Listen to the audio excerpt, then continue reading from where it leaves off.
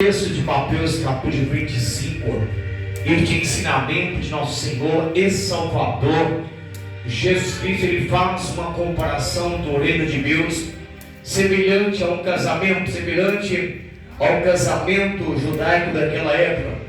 Era de uma tradição judaica naquela época, quando tinha um casamento, tinha ali uma cerimônia entre o noivo e a sua noiva. Depois o noivo ele ia embora. Só que o dia e a hora não sabia em que ele iria vir.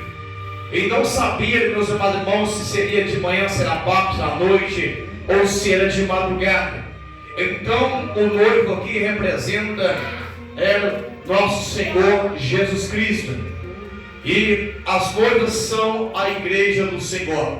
No capítulo anterior, no capítulo 24, Jesus ele traz um alerta a respeito da vigilância, porque nós temos que estar em constante vigilância a respeito da volta de Jesus.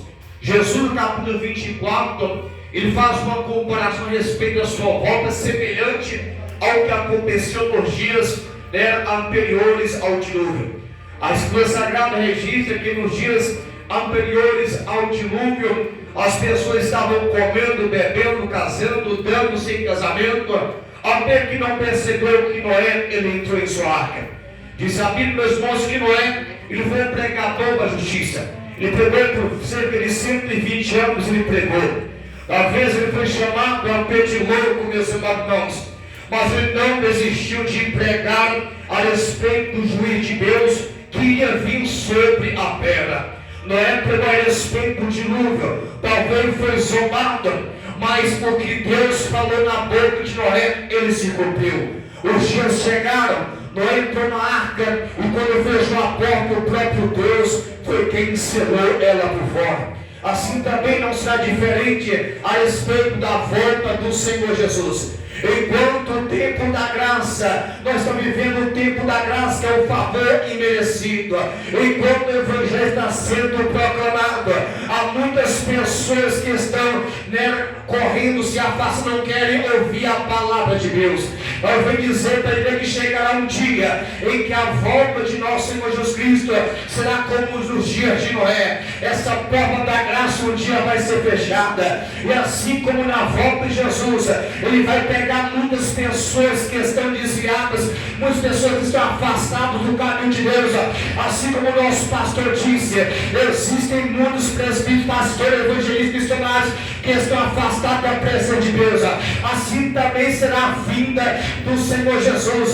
Quando ele vier, pegará muito de surpresa. Jesus ensina a viver todo o tempo em constante vigilância, porque ele vai vir um momento em que nós menos esperamos. A Bíblia Sagrada diz, irmãos, que quando o povo estava casando e Deus em casamento, Deus enviou um juízo.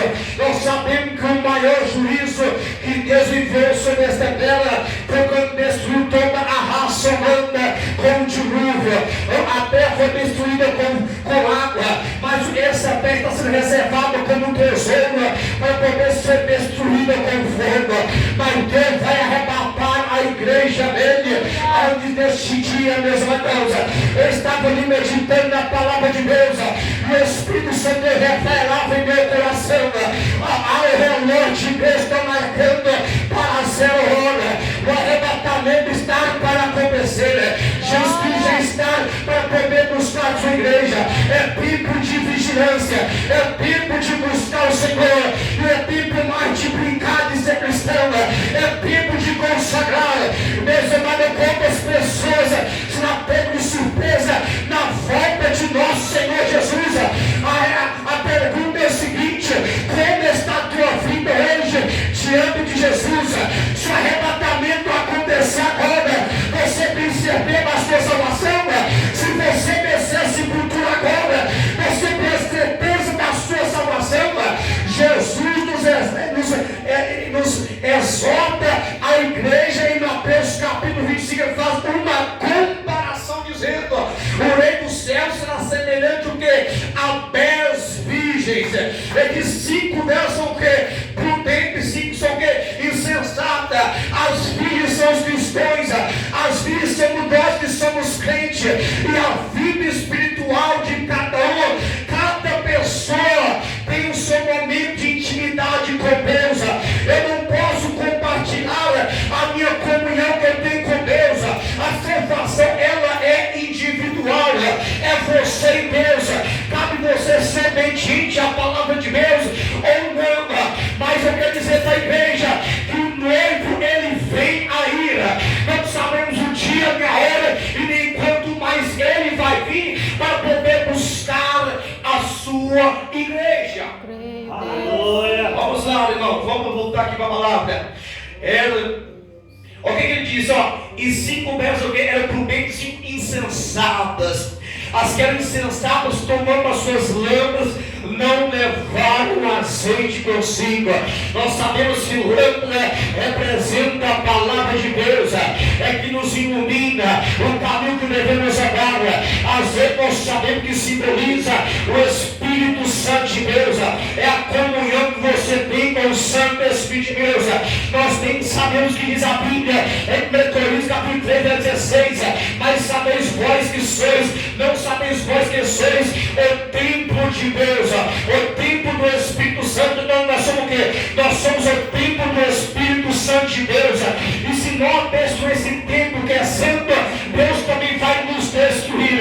Então nós sabemos que azeite simboliza o Espírito Santo de Deus, e nós temos que ter comunhão com o Santo Espírito de Deus em nossa vida, em nosso deitar, em nosso levantar, no nosso trabalho, em casa, na família. Ter um momento de oração, comunhão com os céus, leitura da Bíblia Sagrada, a vida de jejum. É isso que temos que ter, comunhão com os céus, porque Ele pode chamar eu e você daqui a pouco, e nós temos que estar preparados. É por isso que é tempo de se arrepender, é tempo de voltar para o Senhor antes que seja tarde demais. O diabo, nosso adversário, ele não cochila, irmãos, ele trabalha 24 horas para poder afastar, tirar você da presença de Deus. O maior fracasso de um cristão é quando ele obtém sucesso naquilo que se afasta das coisas de Deus, irmãos. O diabo sabe que o tempo está muito próximo de ser lançado no lado do fogo, ele já é condenado, mas nós ainda temos uma chance, ainda temos a esperança da salvação que está em Cristo Jesus. Você, ninguém pode acrescentar a fé vem somente por Jesus Cristo, e você tem a comunhão com o Senhor, você carrega a cruz. Disse Jesus: tomai a sua cruz. Cada um devemos tomar a nossa cruz, cada um tem a cruz para carregar, mas jamais pode desanimar. Pode vir perseguição pisando, mas não desanime, persevere. O reino do céu é tomado à força. Esforça para ir para o reino dos céus. Aleluia. Olha o que diz a Bíblia: e tardando o esposo, todos que deixaram todas e adormeceram.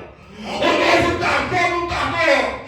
Já se passaram mais de 2000 anos que pregamos a forma de Jesus. Muitos estão dormindo. Cadê a promessa de Jesus? Eu quero dizer que o noivo, ele vem aí. A meia-noite está se aproximando. O relógio de Deus se aponta para a 0 hora, se aponta para a meia-noite. A era da igreja estava chegando ao fim.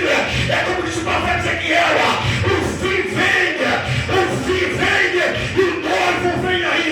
Se prepara, igreja. A verdade não é se prepara. A vida de um cristão é andar preparada para morrer. Porque se a morte chegar agora para você, tu tem que estar preparado, porque só existe 2 caminhos para nós. Não existe outra oportunidade. A oportunidade é hoje e agora de andar nos caminhos do Senhor. Aleluia. Glória a Deus. E sabia que todas adormeceram, todas tosquenejaram. Todas. Só que 5 eram insensatas. As insensatas são os cristãos que perseveram, como eu disse aqui agora há pouco. Tem uma vida de propósito, tem uma vida de oração. Oração todos os dias. Leitura da Bíblia Sagrada todos os dias. É uma vida de propósito, comunhão com o Senhor. Isso é uma vida de propósito.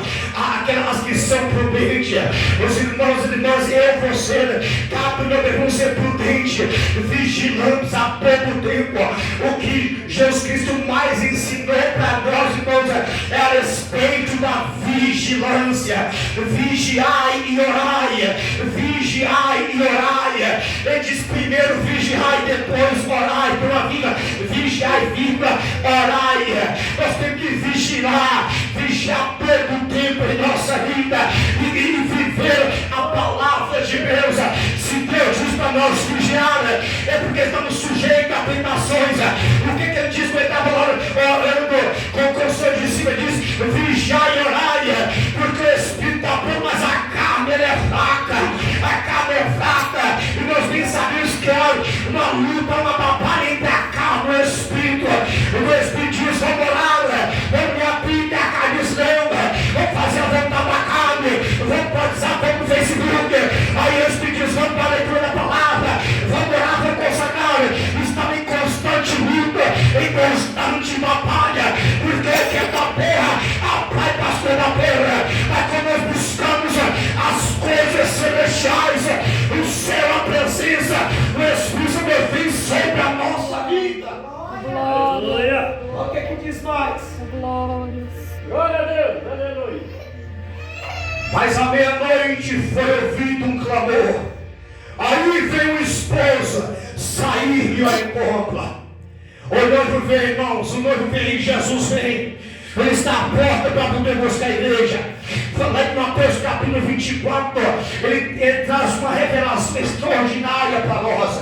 Ele traz uma revelação para ele dizendo: aprendei, pois, a parábola da figueira. Pois como os seus ramos estão brotando, sabem que ele está à porta. A figueira que é Israel. Israel é como se fosse o relógio de Deus. A igreja olha para Israel, irmãos. Já foi constituída a nação. É para nós olhar para Israel. Meus irmãos, Jesus Cristo falou: não passar essa geração sem que tudo isso aconteça, irmãos. Nós sabemos que Israel foi destruída no ano 70 depois de Cristo. Aí foi novamente constituída a nação no ano de 1948. Ele diz que não passará essa geração sem que tudo isso aconteça. Nós sabemos, irmãos, que ele está à porta para poder buscar a sua igreja. Então é tempo de consagrar, é tempo de se humilhar, é tempo de voltar para a presença de Deus, é tempo de ter comunhão com o Senhor, é tempo de reconciliar com Deus vivo. Irmãos, como eu disse aqui, irmãos, eu não vou dizer o que Paulo disse lá em 1 Tessalonicenses capítulo 4, verso 13, irmãos. O apóstolo Paulo disse para não ser ignorante acerca dos que já dormem, porque os que morreram em Cristo estarão, irmãos. Mas aqueles que não têm esperança é quem já está na condenação, é quem morreu sem a salvação, é quem morreu sem Cristo, é quem morreu conhecendo a verdade, conhecendo o Evangelho, mas viveu na prática da iniquidade, não foi obediente a Deus. Ele diz, irmãos, que Jesus, ele vem ainda, ele está à porta para poder buscar a sua igreja. Consagra a tua vida, irmão. Olha o que diz a Bíblia. Então todas aquelas filhas se levantaram e prepararam suas lâmpadas, irmãos. Quando o arrebatamento acontecer, irmãos, quantas pessoas afastadas do caminho de Deus irão entrar em desespero, irão correr para as igrejas, irão procurar pastor, irmão, a irmã. Cadê minha filha? Cadê meu filho? A mãe será levada, a filha será deixada, a filha será levada e a mãe ficará. Então subirá o marido e fica na esposa. Quando o desespero vai entrar nesta terra, quando a igreja desaparecer nesta terra, e quando a igreja sair da terra, o Espírito Santo de Deus também vai sair desta terra, irmãos. A Bíblia, irmãos, vai ser como jornal, porque no jornal não vai ter mais a presença de Deus. O Espírito Santo de Deus vai sair, arrebatar essa igreja, e então, irmãos, como as pessoas em desespero e vai ficar nesta terra. Como a sua oportunidade, pessoas lançarão fora.